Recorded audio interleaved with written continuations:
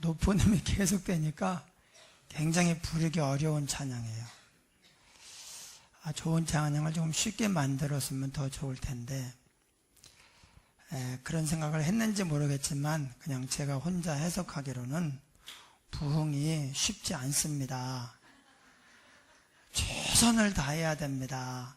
그런 것 같아요. 우리가 우리 심령의 부흥을 위해서 또 교회의 부흥을 위해서 더 나아가 이 땅의 부흥을 위해서 기도하고 애써야 됩니다. 그것이 우리가 신앙생활하는 목적이고 우리의 남은 생애의 사명입니다. 할렐루야. 예, 우리 인사하겠습니다. 예수님을 만나면 좋은 일이 생깁니다. 예수님을 만나면 좋은 일이 생깁니다. 네. 해외여행을 가면 거기에 꼭 따라붙는 사람이 가이드예요. 예, 가이드는 이제 우리나라 사람이면서 동시에 현지어에 능통을 하고 현지에 있는 어떻게 가야 되나, 뭘 준비해야 되나 이런 것을 잘 알고 있는 사람입니다. 심지어 일부 국가에서는 그 현지인들을 하나 또 앉혀놓게 돼 있어요. 현지 가이드라고 해서 그 사람은 뭐 우리말을 할 줄도 몰라요. 그런데 그냥 계속 타고 다녀요. 아마 한 사람이라도 더 이제 먹여 살리려고 직업을 갖게 하려고 그런 제도를 만들어 놓은 것 같습니다. 이 가이드가 뭐 하는 사람인가? 저는 처음에는 그냥 어디를 가느냐 이렇게 인도해 주고 이제 그런 것만 하는 줄 알았더니 모든 수속, 준비, 어떤 문제가 생겼을 때 그걸 해결해 주고 결국은 여행 전체에 진행하는 동안에 여행객들의 생명과 안전을 지켜주고 또 여행을 즐겁게 행복하게 할 수 있도록 섬기는 사람이 가이드예요. 예. 그래서 가이드를 잘못 만나잖아요. 그러면 그 여행 내내 굉장히 불편하고 힘들어요. 심지어 어떤 가이드는 자기가 뭘 준비해야 되는지 전혀 몰라요. 그래서 제가 여행하면서 한 번은 이런 일이 있었어요. 중간에 가이드가 너무 아닌 거예요. 그래가지고 중간에 이 사람들이 그 여행사에 컴플레인을 제기해가지고 가이드 바꿔달라. 이 사람하고는 여행 못하겠다. 이래가지고 이제 가이드를 바꿨는데 그때부터 이게 잘 돌아가기 시작하더라고요. 그래서 가이드가 여행 전체에 어떤 그 즐거운 여행이 될 것인가 아닌가. 돈을 많이 들였는데 즐겁고 유익해야 되잖아요. 네, 가이드에 달려 있습니다. 여러분, 우리 인생에 가이드가 있습니다. 바로 예수님이 우리 인생의 가이드예요. 네, 예수님은 우리의 목자가 되셔요. 선한 목자가 되셔서 양들을 푸른 초장으로 맑은 시냇물가로 잘 인도합니다. 양을 해치는 어떤 그 짐승들이 다가올 때 가이드는 능숙하게 용감하게 그 짐승들을 물리치고 양을 보호합니다. 예수님께서 우리의 완전한 가이드예요. 오늘 8장 1절에 이렇게 말합니다. 지금 우리가 하는 말의 요점은 이러한 대제사장이 우리에게 있다는 것이라. 성경에 요점이라는 말은 제가 볼 때 여기만 나오는 것 같아요. 6장, 7장 얘기한 다음에 그 얘기가 조금 어렵게 들렸을지도 모르겠다 그렇게 생각을 해서 지금까지 말한 거의 요점이 뭔지 알아? 요점? 다른 건 다 잊어버려도 이것은 잊어버리면 안 돼.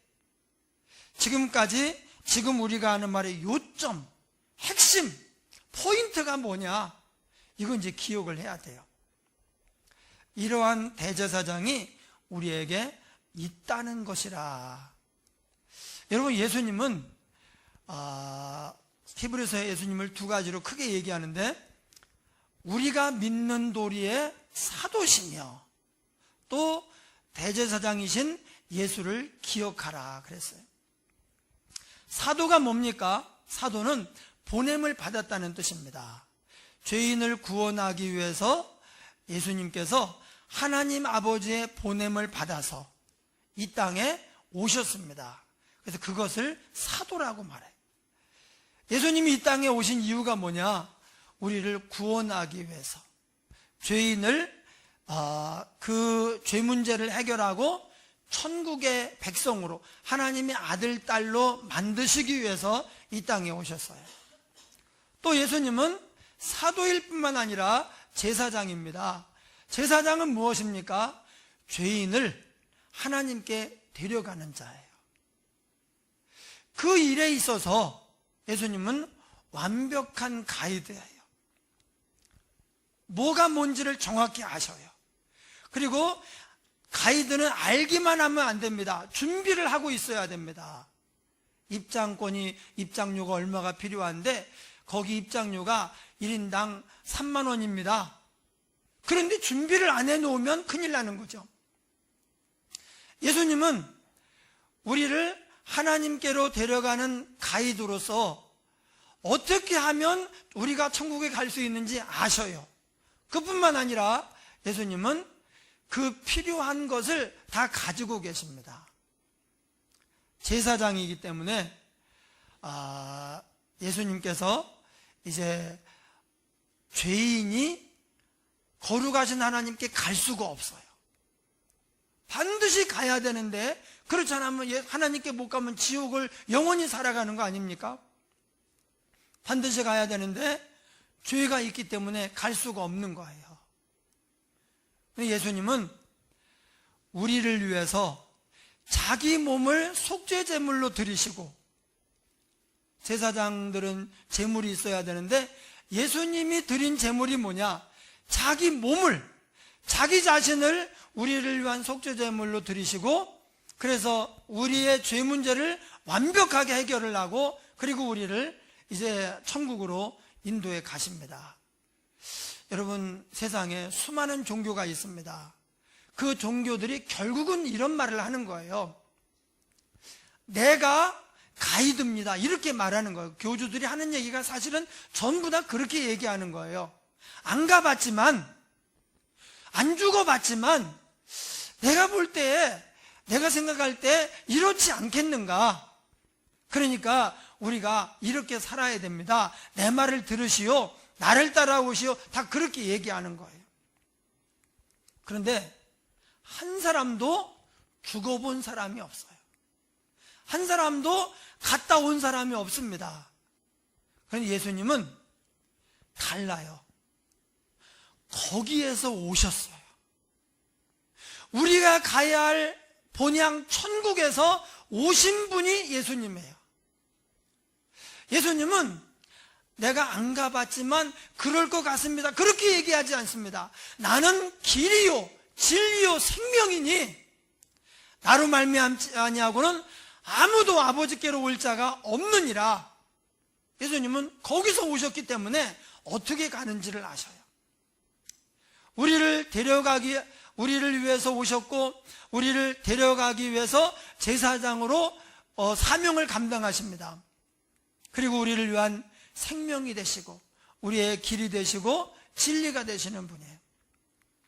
예. 이러한 대제사장이 우리에게 있다는 것이라. 여러분, 만약에 예수님이 오지 않았다, 우리도 지금 있는 여러 종교 중에 하나를 믿었겠지요. 아니면 무신론자로 그냥 살아갔겠지요.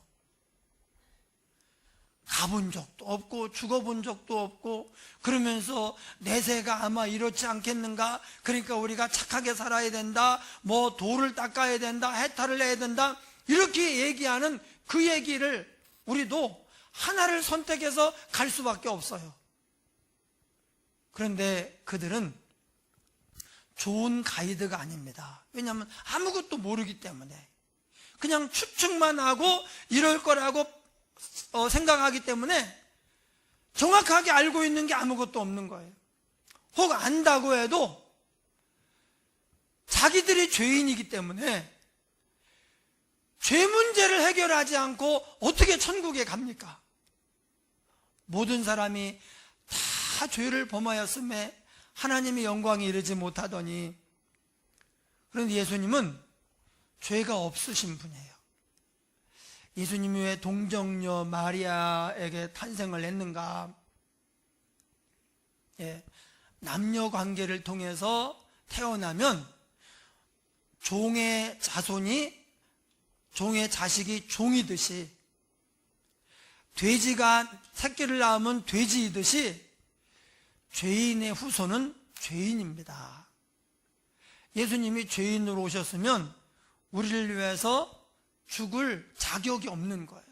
그래서 예수님께서는 죄인으로 태어나지 않으려고 마리아에게 성령으로 잉태되어서 이 땅에 오신 거예요. 그래서 우리를 위하여 죽으시고 우리의 죄 문제를 다 해결하고 다 이루었다. 그리고 우리 손잡고 우리를 천국으로 인도해 가시는 것입니다. 할렐루야. 이런 가이드가 우리에게 있다는 것, 우리를 얼마나 사랑합니까? 우리를 구원하기 위해서 천국의 보좌 영광을 버리고 이 땅에 오셨어요. 우리를 하나님께로 데려가기 위해서 자기 몸을 속죄제물로 바치셨어요. 죄가 없으시면서도 우리의 죄를 다 감당하시고 죽으셨어요. 그리고 이제 완전한 제사장이 되어서 우리를 손잡고 우리를 천국으로 인도해 가시는 분이에요. 세상에 이런 종교는 없잖아요. 그래서 우리가 다른 종교와의 비교할 때 우리 기독교가 생명의 종교이고 참 진리의 종교인 것을 우리가 알 수가 있습니다. 또 하나 오늘 본문에서 이제 우리의 가이드가 되시는 제사장 예수님을 말씀하시면서 예수님이 왜 오셔야 됐는가 말씀하시면서 이런 얘기합니다. 저 첫 언약이 무음하였다면 두 번째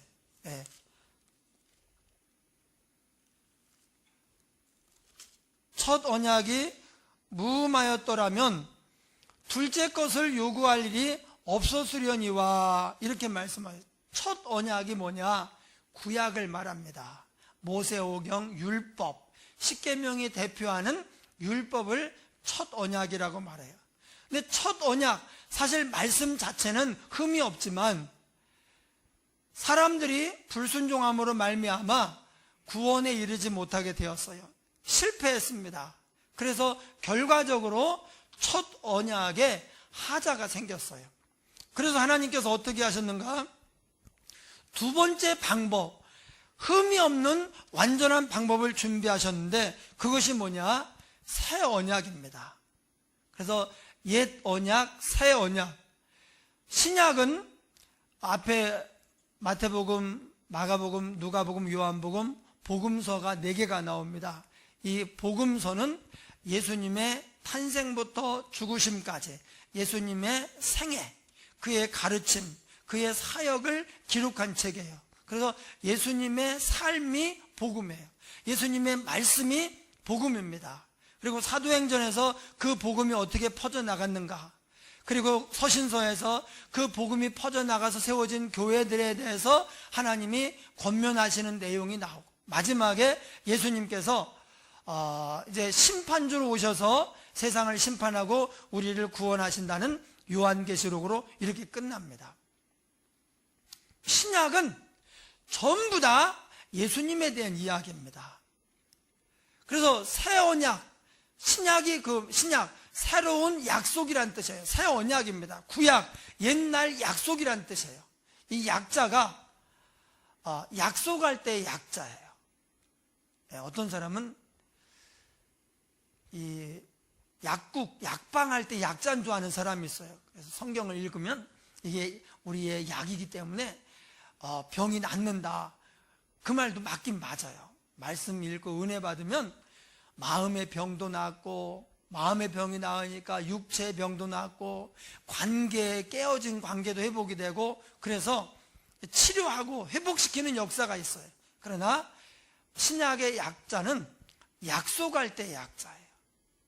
그래서 옛 언약, 구약, 십계명으로 대표되는 율법, 모세 오경, 이것이 옛 언약이고, 그 다음에 그 옛 언약이 실패를 했기 때문에 이제 예수님이 오셔서 우리를 구원하시는 사역을 완성하셨어요. 그래서 예수님은 율법을 이제 폐기하려고 오신 것이 아니라 완성하려고 오셨다, 그렇게 말씀하시면서 결국은 자기 몸을 십자가에서 우리의 희생제물로 죽으시고 우리를 구원하셨어요. 그래서 그것이 새 언약입니다. 옛 언약과 새 언약을 잘 모르면 오늘날 이단들이 많거든요.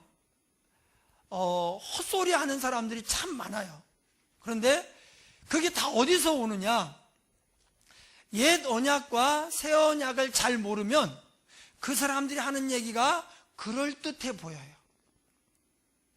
그게 맞는 것 같은데 왜 우리는 왜 6월절을 안 지키지? 왜 우리는 안식일날 토요일날 예배를 안 드리고 주일날 예배를 드리지? 왜 선지국을 우리는 먹지? 교회가 뭐 선지국을 한 적은 없지만 저도 선지 들어간 그런 뭐 해장국 먹고 그러거든요. 성경에 피 먹지 말라고 했는데 왜 먹지? 그렇게 하면서 이단들은 결국은 자기네 교주가 예수님 대신에 진짜 가이드라고 그렇게 주장을 하기 위해서 옛 언약에 있는 내용들을 우리에게 자꾸 강조하면서 우리의 믿음을 흔드는 거예요. 거기 흔들리는 사람은 다 뭐냐? 옛 언약과 새 언약의 차이점을 몰라서 그래요. 우리가 지금 무엇을 붙잡고 가야 되는지 그것을 모르니까 그런 얘기를 하는 거예요. 제가 지난주에 기독신문을 이렇게 보니까요, 거기에 어떤 목사님이 이런 얘기를 했어요. 추도 예배를 드리는 것이 지옥 가는 일인 줄 자기가 몰랐다는 거예요. 성도들이 추도 예배를 드리도록 이렇게 준비를 시켜주고 이렇게 하는 게 성도들을 지옥으로 보내는 건 줄 몰랐대요. 그래서 이분이 어디서 배웠길래 이런 헛소리를 하고 있는가? 여러분, 그런 헛된 얘기들이 어디서 나오느냐? 바로 새 언약이 무언지를 몰라서 그런 얘기가 나오는 것입니다. 옛 언약 율법과 새 언약은 달라요. 옛 언약 율법은 하나님이 우리에게 지키라고 말씀하셨는데 이것은 순종을 요구합니다. 율법은 순종해야 돼요. 그런데 하나라도 죄를 짓잖아요. 그럼 모든 죄를 지은 거나 같아요.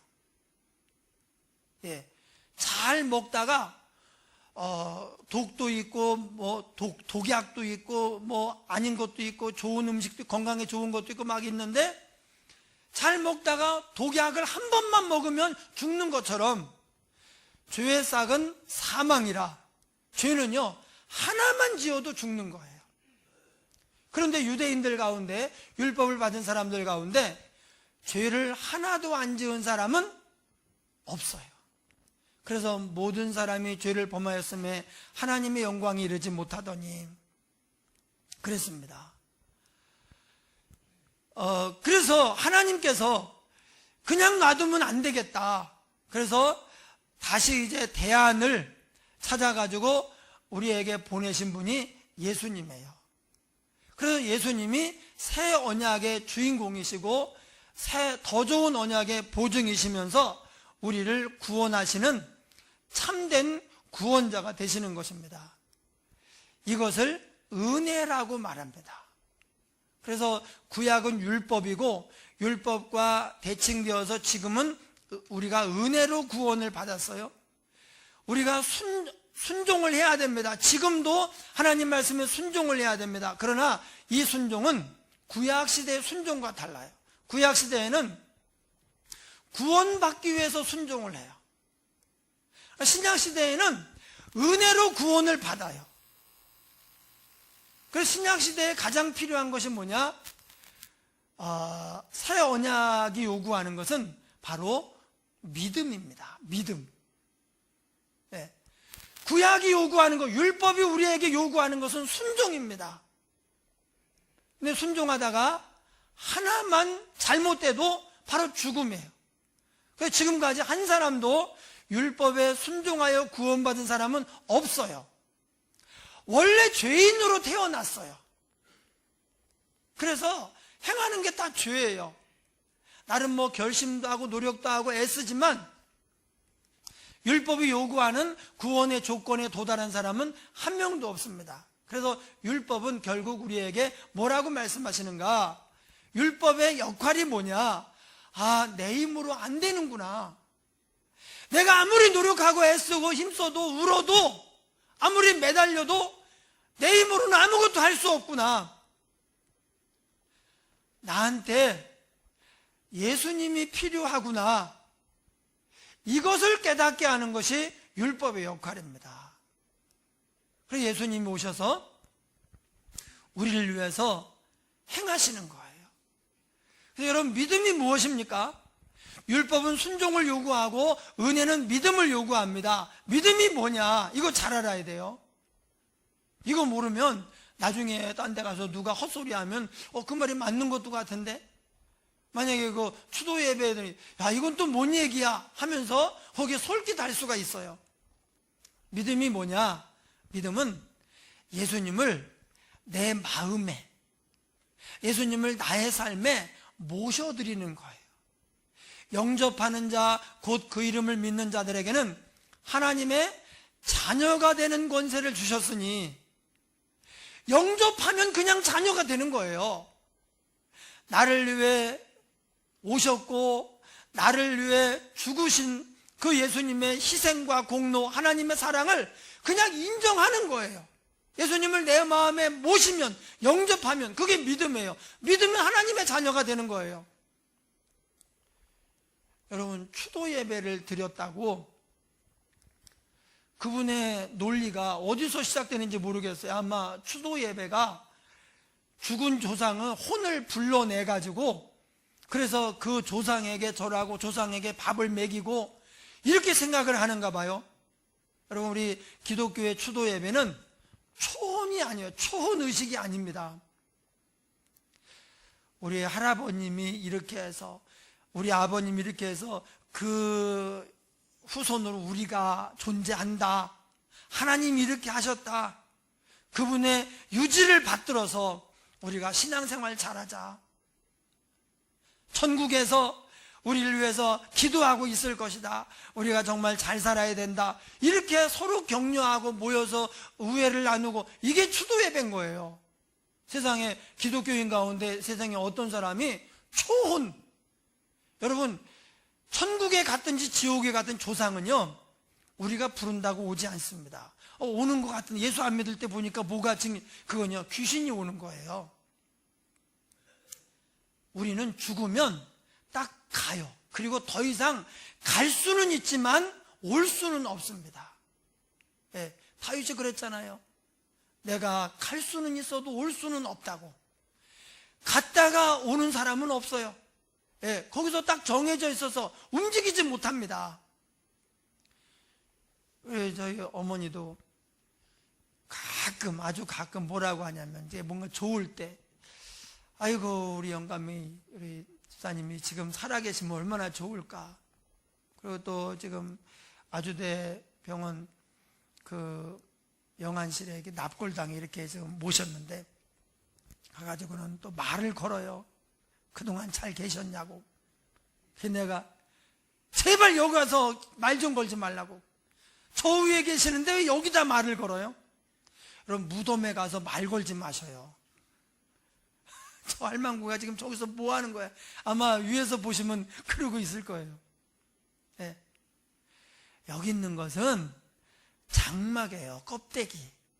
영혼은 벌써 천국에 갔든지 지옥에 갔든지 둘 중에 하나예요.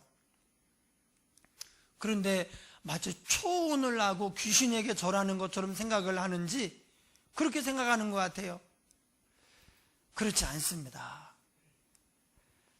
제가 지금부터 한 15년쯤 전 제가 참 마음에 안타까운 일이 있었는데, 그때 나이가 많아서 신앙생활을 하고 은혜를 받고요, 이제 그 신학교를 와가지고 이제 우리 교회 와서 전도사를 하던 그런 전도사님이 계셨어요. 지금 아마 안수를 받았겠죠. 근데 이분이 막 워낙 뜨겁고 좀 과격해요. 좀 과격하다기보다도 아주 골수, 보수예요. 뭐 아주 정확한 이런 분이에요. 그러다 보니까 이제 어떤 아이가 교회를 다니면서 막 교회하는 걸 너무 좋아하고 행복해하고 막 이렇게 믿음이 잘 자라고 있는데, 이 아이네 집에 제사가 오게 됐어요. 부모는 예수를 안 믿어요. 그러니까 이 전사님 뭐라고 했느냐, 너 제사 지내지 마라. 귀신에게 절하는 거다. 그럼 지옥 간다. 이렇게까지만 얘기해도 충분하고, 또 저는 이렇게까지도 얘기를 안 했으면 좋겠어요. 그런데 거기다 한마디 더 붙였어요. 아버지가 제사 지내라고 칼로 목을 따도 너 절하면 안 된다. 이렇게 얘기를 했어요. 세상에 아버지가 제사 안 지낸다고 칼로 목을 따는 아버지는 어디 있으며, 칼로 목을 따면요 절해야 돼요. 그렇잖아요. 그런데 칼로 목을 따도 절하지 말라고 그렇게 가르쳤어요. 그러니까 얘가 제사하는데 안 한다고. 아버지가 칼로 목을 따도 나는 절 안 할 거라고. 이게 도대체 미쳤나? 무슨 교회가 어떻게 이렇게 가르치나? 그 다음 주부터 얘를 교회에서 볼 수가 없고 연락도 안 돼요. 그렇게 교회 오는 걸 좋아하고 믿음이 막 잘 자라고 있었는데, 어떻게 해야 되느냐? 한번 버텨봐라. 교회 다니는데 이게 안 하고 싶은 마음이 있는데 안 하면 안 되냐고. 이게 어디서 지금 그러면은 알았어요. 누가 뭐래 이렇게 하고요 하면 되는 거예요. 나아만 장군이 엘리사 선지자에게 와서 문둥병을 치료받았습니다. 얼마나 감격스럽고 좋았겠어요. 세상을 다 가진 것 같은데, 그때 나아만에게 걱정거리 하나가 있었어요. 자기가 왕을 모시고 그 아람의 아람의 수호신, 아람의 국교라고 할 수 있는 림몬 신당에 들어가서 왕과 함께 왕을 붙여 같이 절을 해야 되는 거예요. 그거를 좀 양해해 달라고. 이 엘리사가 뭐라고 하랍니까? 얼마든지 해라. 마음만 안 바치면 되는 거지. 뭐 그까짓 그게 무슨 대수냐 이렇게 얘기했어요. 지금 제가 제사할 때 절해도 된다는 얘기를 하는 건 아니에요. 그런데 그 아이에게 한번 좀 버텨보다가 안 되면 교회 계속 나오고 신앙생활 잘해서 이제 그게 중요하니까, 그러니까 한번 버텨보다가 이렇게 안 되면 그냥 절해. 괜찮아. 이렇게 해서 신앙생활을 계속하게 해야 되는데, 여러분, 그 아이가 마음에는 없지만 절을 했어요. 지금 아버지 밑에 있으니까. 그렇다고 지옥 가겠습니까? 어린아이가 뭘 알아요? 왜 절하는지도 몰라요. 저도요, 예수 믿기 전에 절했어요. 아버님이 한밤중에 깨우더니 뭐 이렇게 맛없는 국 이런 거 막 이렇게 올려놓고 막 하더니 절하라고 그러는 거예요. 왜 하는지도 모르고 뭔지도 몰라요. 그런데 했다고요. 여러분, 그런다고 지옥 갑니까? 아니거든요. 이런 모든 게 뭘 지켜야 된다, 뭘 안 해야 돼, 이런 것들이 다 어디서 오느냐? 순종으로 구원받는 줄 아는 율법주의에서 오는 거예요. 좀 여기서 융통성을 발휘를 해야 돼요. 그때 마음이 얼마나 아팠는지 몰라요. 세상에 어떻게 말을 해도 그렇게 과격하게 할 수가 있나. 아버지가 목을 따도, 칼로 목을 따도 나는 절 안 할 거라고. 여러분, 그런 교회를 보내겠습니까? 애를 기쁘게 보냈어요. 데려다주고 막 기쁘게 보내고, 그래 교회 가서 잘 배워라 막 이랬는데 세상에 무슨 짓을 한 건지. 여러분, 우리가 뭘 한다 안 한다고 해서 천국 가고 지옥 가는 게 아니에요. 교단 가운데 어떤 교단은요, 우리나라에 있어요. 그렇게 큰 교단에 어떤 교단은 성경에 침례를 받잖아요. 우리는 세례를 줘요. 침례는 몸 전체가 들어가는 거예요. 제가 이번에 필리핀 가서 침례를 줘보니까 침례가 좋겠더라고요. 침례가.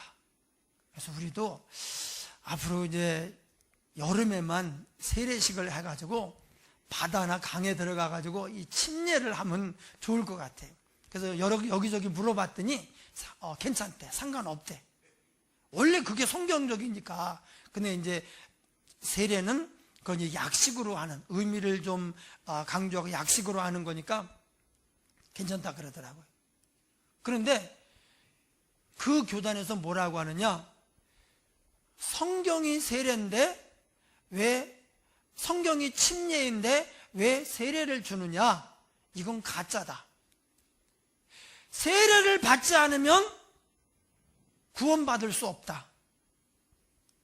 아무리 예수를 잘 믿어도, 아무리 교회를 열심히 다니고 충성하고 봉사해도 침례 안 받으면 구원 못 받는데요.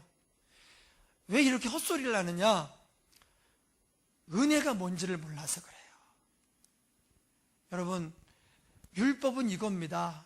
네가 이거 안 하고 이거 하고 요렇게 하면 내가 너를 구원해 줄게. 한번 해봐. 그런데 여기에 성공한 사람이 하나도 없었다는 거예요.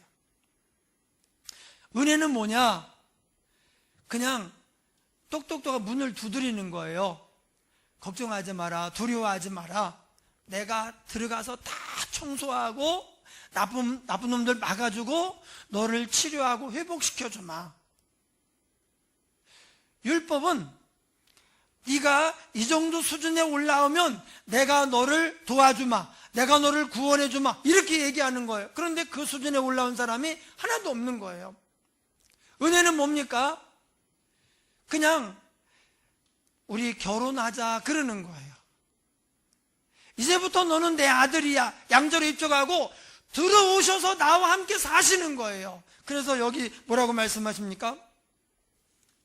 내 법을 그들의 생각에 두고 그들의 마음에 이것을 기록하리라. 전에는 바깥에서 너 이렇게 하면 내가 복을 주마, 구원해 주마, 이렇게 얘기했다면 이제는 예수님이 우리 마음에 들어오시는 거예요. 예수님 우리 삶에 들어오셔서 함께 사시는 거예요. 전에는 네가 이렇게 훌륭한 사람이 되고 예쁘고 사랑스러운 사람이 되면 내가 너랑 결혼하마, 이렇게 얘기했다면 이게 율법입니다. 지금은 안 되겠다. 그냥 결혼부터 하자. 그리고 같이 살자. 너는 내가 책임질게. 오셔서 더러운 것도 정리해 주시고 나쁜 사람들을 막아주시고 그들을 물리쳐 주시고 또 치유도 해주시고 복도 주시고 하면서 우리를 책임져 주시는 거예요. 따라합니다. 믿으면 책임지신다. 예. 원줄기신 예수님이 죽어있던 우리를 그분의 줄기에다가 접을 붙여버린 거예요. 네가 잘하면 네가 내 아들 될 수 있어, 이것이 아니라 일단 양자로 입적을 해놓고 같이 살면서 걱정하지 마, 내가 알아서 할게. 내 말만 들어. 네가 혹 부족해도 문제가 있어도 계속 나와 함께 계속 가면은 언젠간 변해.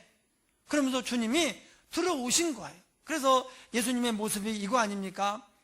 내가 문 밖에 서서 두드리노니 누구든지 내 음성을 듣고 문을 열면 내가 그에게로 들어가 그로 더불어 먹고 그는 나로 더불어 먹으리라. 여러분, 이것이 은혜예요. 이것이 믿음입니다. 믿으면 하나님이 오십니다. 믿으면 하나님이 역사를 하십니다. 그래서 은혜는 믿음을 요구해요. 믿기만 하면 오셔서 다 해주셔요. 주님의 공로가 내 공로가 돼요. 주님의 능력이 내 능력이 돼요. 그래서 예수님이 오시면 생각이 달라져요. 믿지 않을 때 그렇게 좋아하고 막 매여 살던 것들이 예수님을 믿고 나면 이제 하찮게 돼요. 그것이 별거 아니에요. 그리고 예수님 믿으면 이제 다른 것들이 소중해지기 시작하고 또 비전이 달라지고 꿈이 달라져요. 우리가 바꾼 게 아니라 예수님이 오셔서 우리를 바꿔주시는 거예요. 여러분, 주님을 믿으면 주님이 책임져 주십니다. 내 힘으로 하려고 애를 써봐야 하다 결국은요 다시 넘어져요. 그러면 결심하고 애쓰다가 딱 실패하잖아요. 그러면 더 나빠져요. 주님이 오셔가지고 딱 붙들어 주시고 보혈로 씻어 주시죠. 막아주시죠. 세워주시죠. 채워주시죠. 그러니까 믿으면 그냥 다 되는 거예요. 여호와는 나의 목자시니 그분의 양이 된 거예요. 나는 너희 하나님이 되고 너희는 내 백성이 되리라. 예. 그런데 절 한 번 했다고 지옥 간다고, 이건요 믿음을, 예수님의 공로를 깡그리 부정하는 거예요. 그래서 모든 이단들 보셔요. 유월절을 왜 안 지키냐? 왜 안식일을 안 지키냐? 왜 이러냐 저러냐? 예, 이거 사안에 다 제가 또 은혜적 할 말이 있지만 시간이 없어서 얘기는 못합니다. 그렇지만 그렇게 얘기하는 것 자체가 뭐냐? 예수님을 믿어서 구원받는 게 아니고 내가 다 해야 된다는 거예요. 근데 우리의 마음에 그런 생각이 있단 말이에요. 그러니까 그걸 노리고 그런 식으로 얘기하는데 우리가 거기에 넘어가면 안 됩니다. 예. 지난주에 저는 그 글을 읽고 깜짝 놀랐어요. 목사라고 하는 사람이 이렇게 정신이 없나? 추도 예배를 드리는 게 지옥으로 보내는 거래요. 세상에. 추도 예배 때 가족들이 모여가지고 찬송하고 말씀을 선포하고 우애를 나누고 그러면 다 지옥 간대요? 어떻게 이런 헛소리를 하느냐? 은혜가 뭔지를 몰라서 그래요. 믿으면 주님이 오셔서 책임졌어요. 네, 가정도, 우리의 생각도, 우리의 삶도, 부족한 것도 주님이 다 책임져 주시는 거예요. 예수님을 잘 믿어야 돼. 믿음이 없이는 기쁘시게 못하나니, 믿으면 하나님이 일하시거든요. 네. 사람이 할 수 없는 그것을 하나님은 하시나니, 할렐루야. 그러니까 우리는 믿어야 되는 거예요. 믿음이 뭐예요? 예수님을 내 삶에 영접하고 주님과 함께 늘 가는 거예요. 주님과 동행하여. 왜? 이제 신랑 신부가 된 거예요. 아버지와 아들이 된 거예요. 원줄기와 접붙인 가지가 된 거예요. 떨어져 나가면 이거 불신앙이에요. 그래서 항상 같이 살아야 돼. 늘 하나님을 인정하고, 그러면 하나님께서 우리에게 놀라운 역사를 행하셔요. 천국에 가는 건 물론이고 이 땅에서의 삶도 복되게 하시고 우리가 그분과 동역하면서 많은 하나님의 하나님 나라의 역사가 나타나도록 그렇게 우리를 도구로 써주시는 것입니다. 이런 은혜가 넘치기를 주의 이름으로 축원합니다. 말씀을 생각하며 통성으로 기도하겠습니다. 하나님 아버지, 크신 은혜와 사랑을 감사합니다. 사람이 할 수 없는 그것을 하나님은 하시나니 우리에게 큰 믿음을 더하셔서 날마다 주님과 동행하게 하시고 주님의 역사를 경험하게 하여 주옵소서. 아버지여, 율법이 무음하였더라면 두 번째 것을 요구할 일이 필요가 없었지만 율법에 하자가 있었기 때문에 예수님께서 오셔서 이제 우리의 사도요 대제사장으로서 귀한 사역을 감당하셨습니다. 우리를 책임져 주시고 우리를 천국으로 인도하시니 감사합니다. 우리에게 이러한 대제사장이 있다는 것에 대해서 늘 기뻐하며 감사하며 믿음으로 살아가게 하여 주시옵소서. 큰 은혜 베풀어 주시옵소서. 하나님 역사하실 줄 믿습니다. 예수님 이름으로 기도하옵나이다. 아멘. 우리 찬송가 350